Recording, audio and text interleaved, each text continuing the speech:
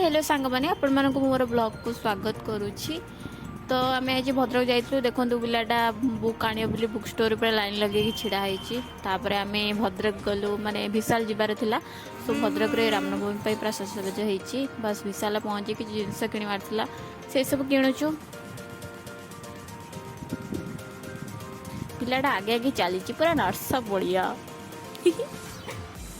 तापर से कुछ मत ड्रेसटा किंदे बस सरीगला आमर शॉपिंग चलू आम घर को बहुत सारा शॉपिंग कर देछु आज माने बहुत सारा आम घरे गचर आंब होता बस आंब आंब ये माने काटिक मु खाऊली। तापर मो डैडी बर्थडे थिला तो से प्लानिंग वगैरह चलता सब केमती कौन करूँ तो डैडी भी जान ना केक आसला बस ये चुई आमर अच्छी तापर समस्ते आसुँच केक काटा स्टार्ट।